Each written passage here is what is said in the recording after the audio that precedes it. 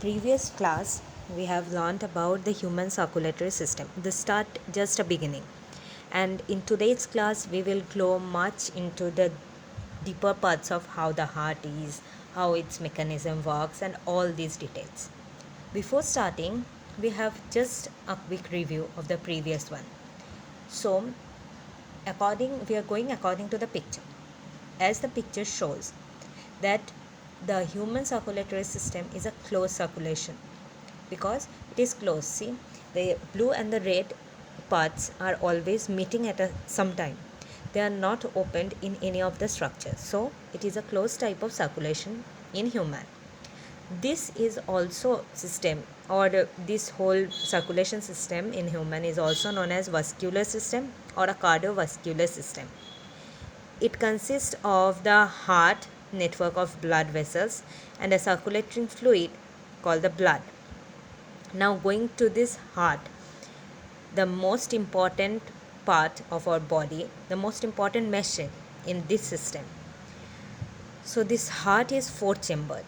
As we know, we are the mammals, and the mammals have a four chambered heart.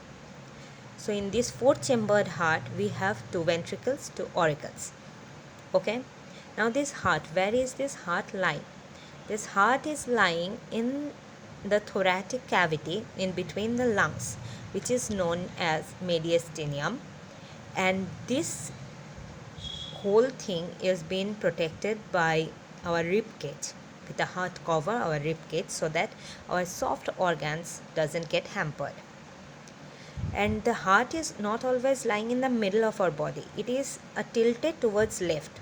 Okay, it's never tilted to the right, it's always in the left. There are some exceptions maybe, but in normal being we have a left tilted heart. Okay. अच्छा, और एक चीज़ इस picture से हम लोग क्या देख रहे हैं, एक है ब्लू पार्ट, एक है red part. The blue part is our veins. The body, we have in the body the veins and the arterioles. The veins are denoted by these blue curves and the red ones are the arterioles. Okay, these are being demonstrated as this part. We will go much deeper into it and see what the veins, arteries and these pulmonary arterioles, pulmonary veins, all these things. Okay, अब हम लोग main part में आते हैं कि heart का क्या क्या पार्ट्स और फीचर्स क्या क्या होते हैं. अब जो पहली पॉइंट्स है देखो, वो है एक्सटर्नल फीचर, मतलब बाहर से हार्ट को कैसे हम लोग कैसे दिखते हैं हार्ट. ठीक है, हम लोग जो अब देख रहे हैं कि हार्ट कैसे दिख रहा है, मैंने प्रीवियस वाला स्ट्रक्चर में बताया था कि हार्ट एक कोनिकल टाइप का शेप में होता है. आप लोग ने देखा वो एक कोन शेप्ड होता है, उसका सर्कुलर बेस है. ठीक है, ऐसा एक कोन है, आइसक्रीम कोन देखा है आप लोगों ने, और ऊपर आइसक्रीम रखा होता है, तो वो सर्कुलर बेस. ठीक है, अब ये जो कोन का पॉइंटेड पार्ट है वो हमेशा हार्ट के लिए नीचे के तरफ होता है. ठीक है, बॉडी के नीचे के तरफ हार्ट का वो पॉइंटेड पार्ट जाते हैं. ठीक है, जैसे कि हम लोग एक आइसक्रीम स्कूप और नीचे का कोन पकड़ा हुआ हो, वैसे ही हमारा हार्ट भी है.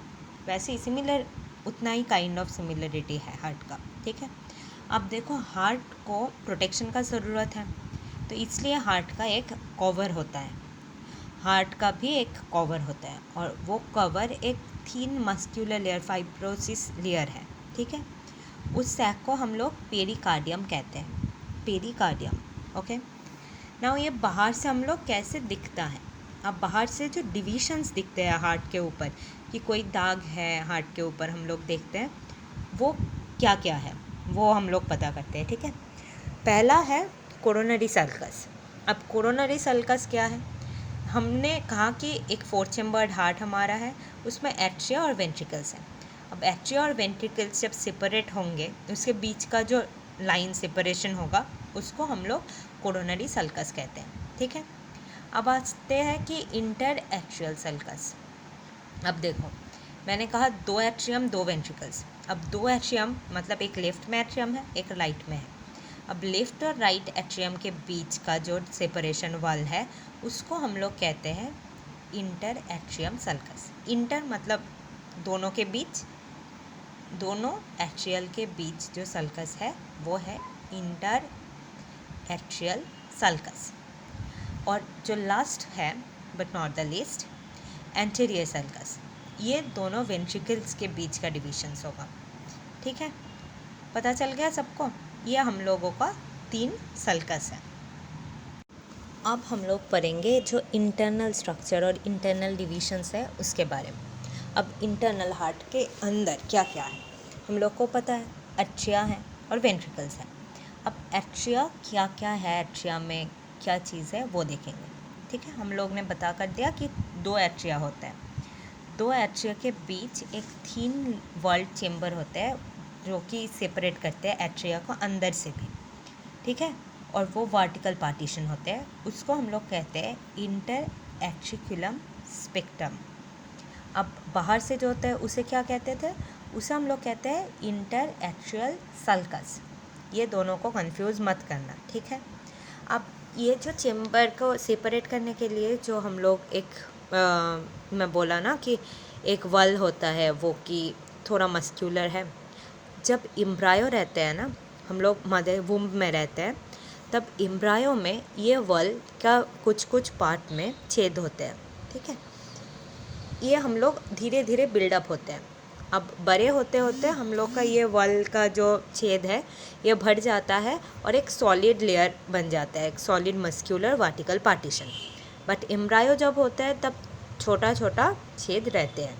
हम लोग को पता होगा कि बेबी बॉर्न होने के बाद किसी किसी बेबी का वो छेद ना भरता नहीं है, एडल्ट हो जाता है लेकिन वो वाला जो छेद होता है वो रह जाता है। तब छोटा मोटा ऑपरेशन करके उसको हम लोग फिक्स कर देते हैं डॉक्टर्स। अब अगर फिक्स नहीं होगा तो क्या होगा, अब फिक्स नहीं होगा तो ब्लड इधर से उधर फ्लो करने लगेंगे अंदर ही, तो प्रेशर क्रिएट नहीं होगा। ब्लड जब पंप होगा तब एक प्रेशर क्रिएट करता है, वो प्रेशर ठीक से क्रिएट नहीं कर पाएंगे, इसलिए उसको ऑपरेट करके फिक्स करना ज़रूरी होता है। ठीक है, अब जो छेद होता है उसको हम लोग कहते हैं फोरामेन ओवाली, और जब एडल्ट होते होते वो एपरेचर क्लोज हो जाते हैं तब हम उसको कहते हैं फोसा ओवलिस।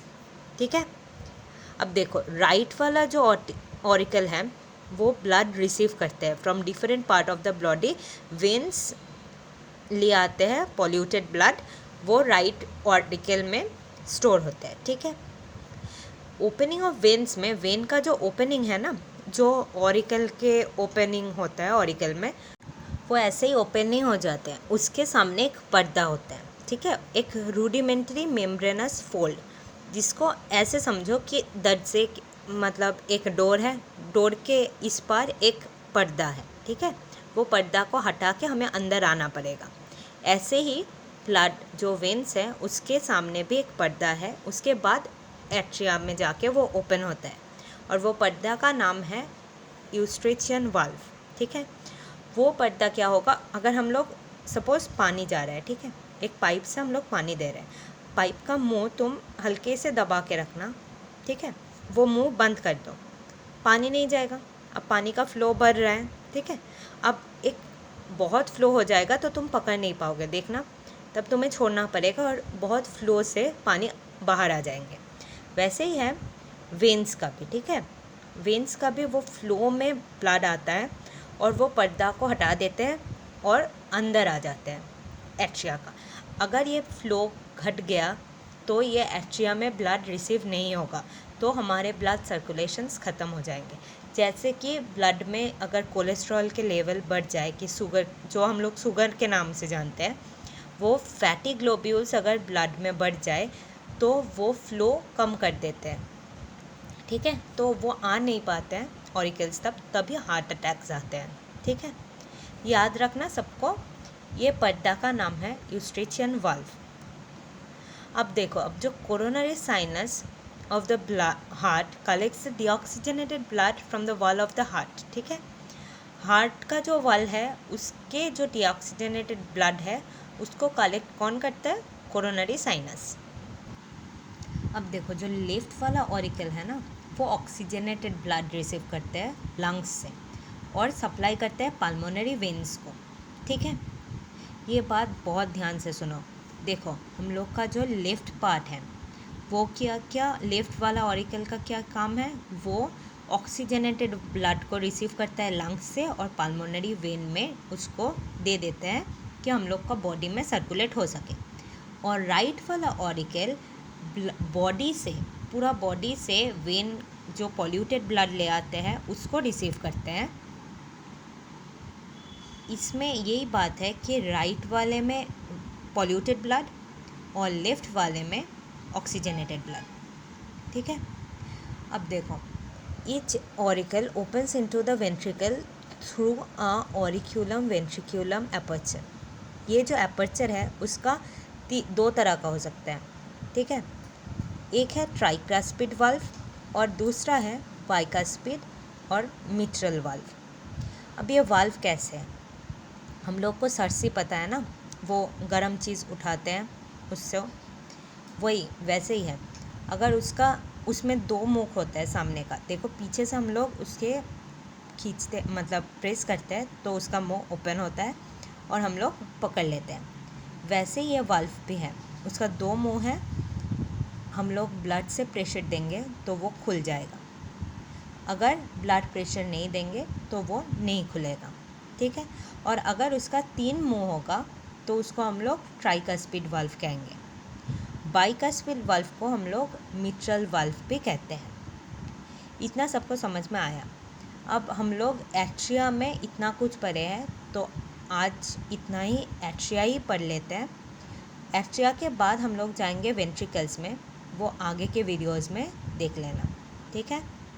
चलो, बाय बाय।